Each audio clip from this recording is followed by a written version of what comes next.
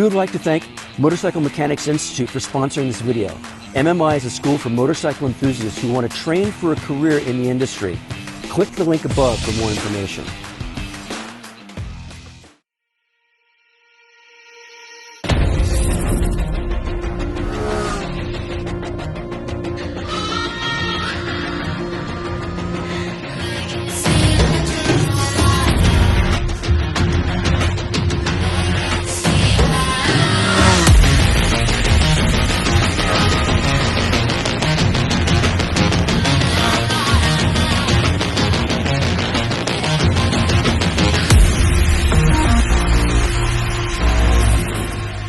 Hey, this is Evans at Motorcycle.com, and I am here in Spain at the Circuito de Jerez. I'm sorry, I know I butchered that, but still, I can't contain my excitement because I've been here riding the 2023 Triumph Street Triple 765 RS, and on the street yesterday the R, but I'll get to that. So, what has Triumph done to upgrade this motorcycle to make it worth coming all the way over here from the US to sample its wares? Well, it's a major overhaul of the engine and an update of the chassis. There are three different models based around the same platform. There's the R, the RS, and the Moto 2. But I'm going to completely ignore the Moto 2 in this video because all of them have been sold and you can't get your hands on one. So the base engine for the RS, they increased the horsepower to 128 horsepower, which is pretty impressive. The R, which is a lesser spec, it has been increased to 118 horsepower. Both of them get 59 pound-feet of torque, and that's a significant increase over the previous generation. Now, the way they went about doing it was they bumped the compression to 13.25 to 1. That's up over 4% from last year's bike. To do this, they put in new pistons, new rods, and new connecting pins. With the new pistons, what they've done is they've optimized the combustion chamber. Instead of the pistons being cast, they're now machined, and they're machined to match the cylinder heads, which have also been machined. The machining allows for an increase in the compression ratio and makes it possible for you to have increased lift in the valves without them contacting the heads. Since the valves are higher lift, that means we have new cams and cam timing naturally. All of this means that the intake, exhaust, all that gets remapped. The differences between the R and the RS are all in tuning. So Triumph has managed to squeeze more power out of the top end with the RS than it has with the R. And if you look at the dyno charts, you can see the big bump in the horsepower for the RS is all up top, where in an environment like this at the racetrack you can really appreciate it, but the reality is on the street you won't feel it that much. On the street, both the R's and the RS's engines feel almost identical, despite the difference in top-end power. This is to be expected. The fuel mapping was glitch-free, allowing for careful modulation of the throttle on the sometimes wet pavement. On both the street and the track, I would characterize the power delivery as seamless. I could pick up the throttle where I wanted to, and on the street where I didn't know what was going to be around the bend, I was able to modulate the throttle without issue. At the track, though, the increased top end was really obvious, especially on the two long straights at Jerez. Additionally, in order to make the engine feel more sprightly with the increased horsepower, they've shortened the gearing. First gear is slightly taller, but second gear through sixth gear are all shorter. And what that means is that you're in the meat of the power band that much sooner when you whack open the throttle. Additionally, since you're hard on the gas at this point, you want to have a quick shifter. And for the first time ever, Triumph has decided to do up and down quick shifters across the model line. So that means the R will get it too. The quick shifter in both models is phenomenal, especially in the downshift. I tried everything I could throw at it to make it mess up.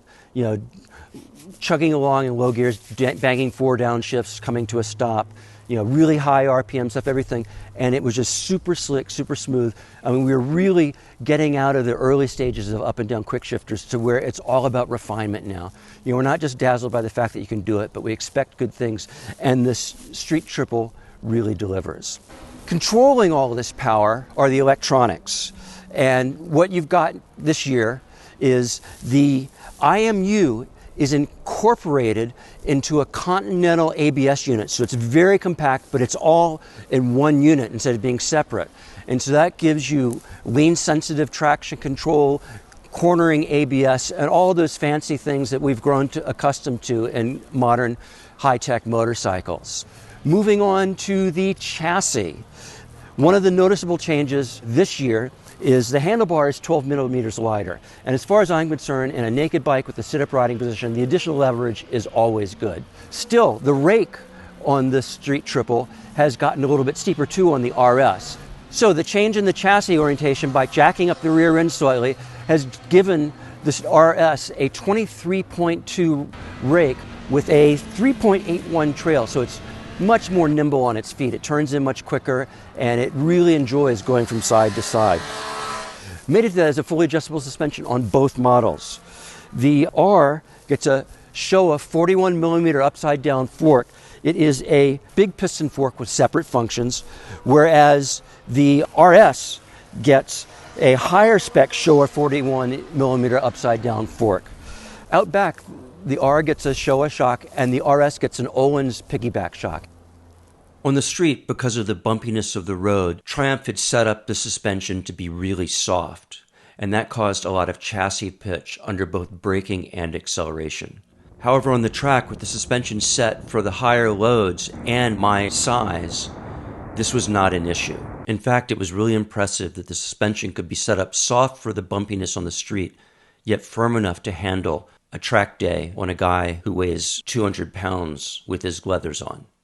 Braking is another area where the R and the RS diverge. While both use 310mm discs up front, the R receives a set of Brembo M432 calipers and a Nissan Axial master cylinder. On the other hand, the RS gets a pair of Brembo Stylema calipers and a Brembo MCS radial master cylinder. And I got to tell you, I really, really like the RS's brakes. Lots of power. But what I really like most is the immediacy, because on the R, there's just a little dead lever before you actually get to getting the power to the calipers, and so that was a little bit disconcerting on the street. The R gets Continental Conti roads, and the RS gets Pirelli Supercorsa SP V3 tires. And get the Supercorsas, they're better tires. Here on the track, oh my God, is this bike fun. You know, I love naked bikes. This is my favorite classic motorcycle. And with the new engine and the snappy quick shifter, you can feel like a god going down the front straight, just tick, tick, tick through the gears. And then you come at the end of the front straight, hard on the brakes, click 2 seamless downshifts and bend it into the corner. You know, I felt like a hero. And motorcycles are supposed to be fun. What more can we ask for? I've talked about the differences between the two bikes. You need to know the price differences. The Street Triple R is $9,995. The Street Triple RS is $12,595. And if you ask me, it is totally, totally worth it. For me, it's all about the braking and the better rear suspension. There's so much more to talk about with this motorcycle. I could go on and on, but I'm standing here after having just gotten off the track, dripping with sweat, babbling about this bike. So what you need to do is you need to go to Motorcycle.com and read my full review, because by then I'll have had a chance to sit down and digest what I was thinking about. If you like this video, please click like, hit subscribe. The more the merrier. If you didn't like this video, I'm sorry. I'll try harder next time. But what I can tell you is I am having a blast here, and if you get a chance to ride this bike in an environment like this, you would too.